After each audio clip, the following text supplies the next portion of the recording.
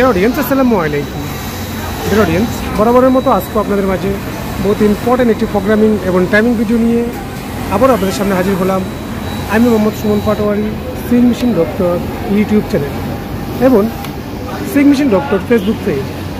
Deer friends, আজকে আমরা দেখব ব্রাদার S7300A-403 এই মডেলের single needle lock stitch sewing মেশিনের কীভাবে ইরোর 211 রিমুভ করা যায় সেটা আমরা দেখাবো।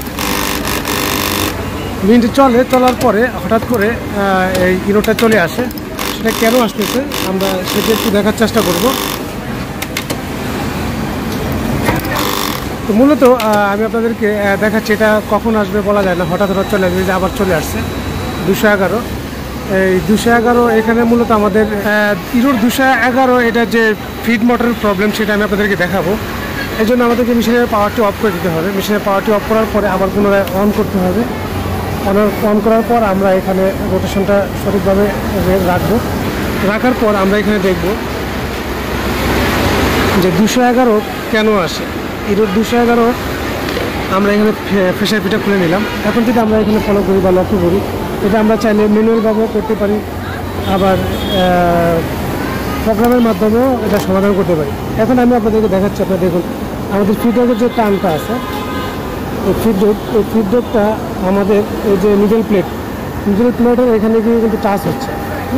এখানে কিন্তু আমাদের মোটরের একটা প্রেশার যাচ্ছে। এই প্রেশারটার কারণে কিন্তু আমাদের ইরোর 211 আসতেছে। তো এই ফিডের প্রেশারটা আমাদেরকে কমাতে হবে। তো এটা আমরা কীভাবে কমাবো সেটা দেখাবো। তো শুরুতে আমাদের এখানে এই যে অ্যাডজাস্টমেন্ট, এখানে আমরা দেখতে পাচ্ছি যে আমাদের মেশিনের স্টিচ এই যে এখানে দেওয়া আছে।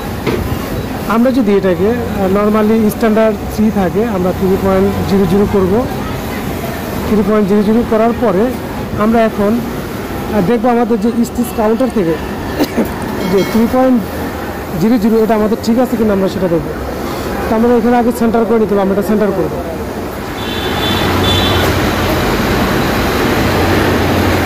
সেন্টার করার জন্য আমাদেরকে যে কাজটি করতে হবে, এখান থেকে এই স্ক্রুটা লুজ দিয়ে আমরা এটাকে সেন্টার করে নেব।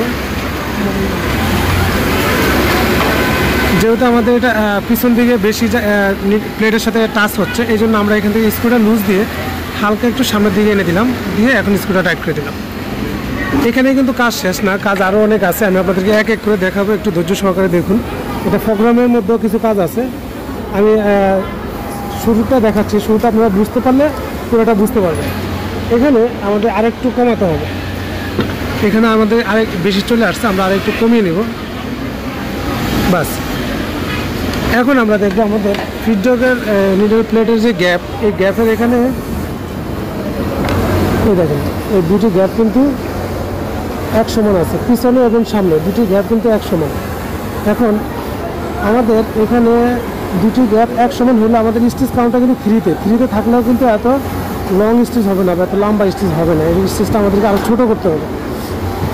এখানে এই 3.00 দেখতে পাচ্ছেন, এই 3.00তে আমাদের স্টিচটা কিন্তু অনেক বড় হবে। এত বড় থাকলে কিন্তু আমাদের এটা হঠাৎ কিন্তু ইরোর 211 চলে আসবে। তা আমি একটু ফিটটা আপনাদেরকে বসিয়ে সেলাইটা করে দেখাচ্ছি। স্ট্যান্ডার্ডভাবে এই যে 3.00তে কিন্তু আমাদের যে স্টিচ থাকার কথা তার চেয়ে কিন্তু অনেক লম্বা স্টিচ হচ্ছে। মূলত এই কারণে আমাদের ইরোর 211 চলে আসতেছে। এটা আমাদের প্রোগ্রাম থেকে সমাধান করতে হবে। তো ম্যানুয়াল যে কাজটা সেটা আমি আপনাদেরকে দেখিয়ে দিচ্ছি। ম্যানুয়াল কাজটা হচ্ছে আমাদের ফিডব্যাকটা কোনোভাবে ফিড মোটরের সাথে প্রেশার দেওয়া যাবে না। ফিড মোটরে কোনো প্রেশার নিতে পারবে না।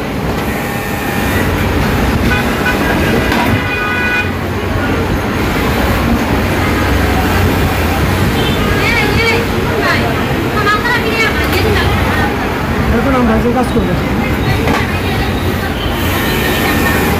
এখানে একটি এটা দেখতে পাচ্ছেন রিপ কাপড়, এখানে স্টিচটা এটা কি একটু কাপড় দেন তো, নর্মাল কাপড় দেন তো, ফিঙ্গার যাচ্ছে।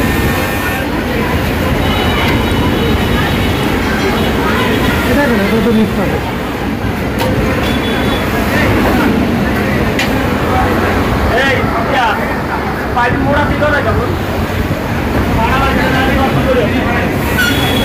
এখন দেখুন আমরা আপনাদেরকে দেখাবো যে আমাদের মেশিনের স্টিচ 3.00 থাকলে আমাদের স্টিচ কিন্তু এত পাতলা হওয়ার কথা না। দেখেন এখানে স্টিচটা কিন্তু অনেক পাতলা, এটা আমাদের প্রোগ্রাম থেকে প্রায় 5 mm যদি থাকে তাহলে এই স্টিচটা আসবে, কিন্তু আমাদের এখানে প্রোগ্রামে আছে 3.0। এই 3.0তে কিন্তু আমাদের স্টিচ কিন্তু এত পাতলা হবে না। এখানে কয়টা স্টিচ আছে আমরা যদি একটু দেখাই,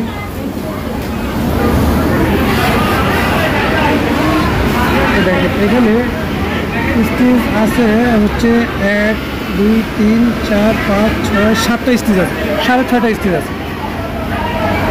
আমাদের এই 3.0তে কিন্তু এত পাতলা স্টিচ হবে না, এখানে আরও স্টিচ ঘন হতে হবে। হ্যাঁ, তো এখানে আমরা কীভাবে ঘন করবো, আমরা যদি এখানে এটাকে যদি দেখেন এখানে যদি আমরা এখানে 2 করে দিই, হ্যাঁ 2 করে দিই, 2.00 করে দিই, 2.00 করে দিই, দিয়ে যদি সেলাই করি তাও দেখবেন যে স্টিচ অনেক পাতলা। 2.0তে কিন্তু এত পাতলা হবে না, এখানে আরও ঘন হওয়ার কথা। হ্যাঁ, তো এটা আমাদের প্রোগ্রাম থেকে করতে হবে। আমি আপনাদেরকে এটাকে আবার 3 পয়েন্টে নিয়ে যাচ্ছি। এটা স্থানটা আমাদের 3 পয়েন্ট থাকবে, 3.00 থাকবে, আমরা 3.00 রাখলাম।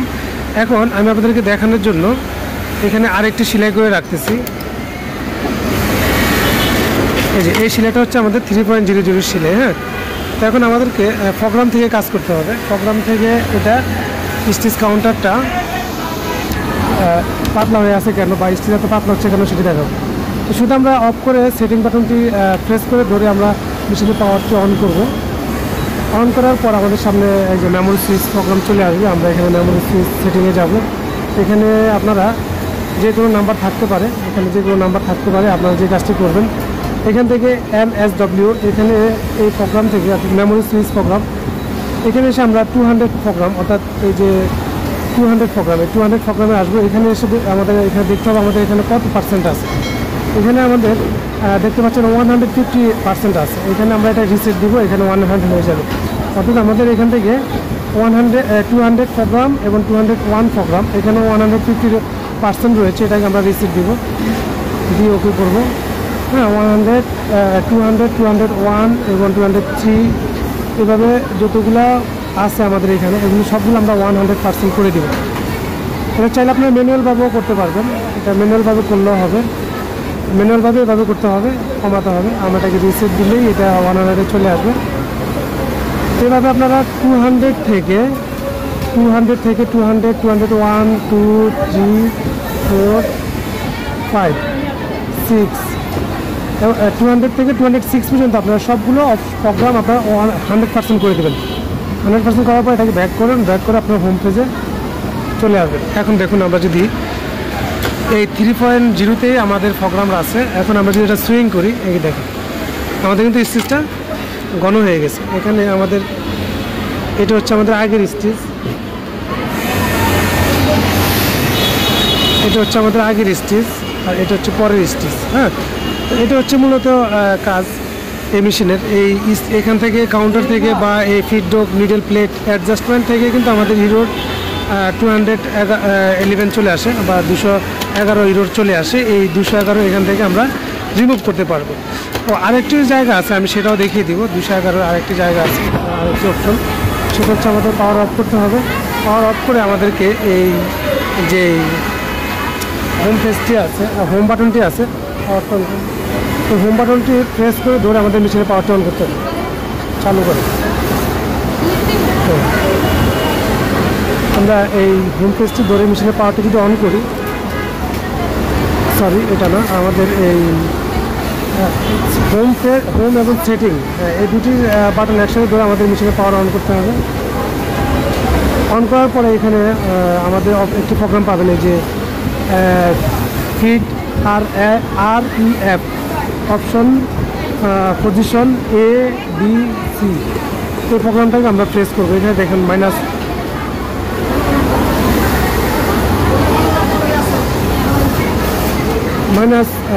আছে। এখানে আপনারা যদি বাড়িয়ে দেন তাহলে স্টিচটা কিন্তু পাতলা হবে। হ্যাঁ, এখানে আপনারা 35 পর্যন্ত রাখতে পারেন, 20 থেকে 35 পর্যন্ত রাখবেন। এবং এখানে আপনারা প্যাটার্ন 1 রাখবেন। হ্যাঁ, প্যাটার্ন 1 রাখবেন, এখানে 5 থাকবে। হ্যাঁ, এখানে 5 থাকবে। এখানে আপনারা 200 থেকে 35 -35 পর্যন্ত আপনারা এখানে রাখবেন বা 30 পর্যন্ত রাখতে পারেন। রেখে এখানে P1 রাখবেন, P1 থেকে এখানে ওকে করে দেবেন। তো -30, এখানে 5, এখানে P1, এখানে ওকে। এখন দেখুন আমাদের প্রোগ্রামটা সেটিং হয়ে গেছে। এখন আমরা পাওয়ারটা অফ করে দিলাম।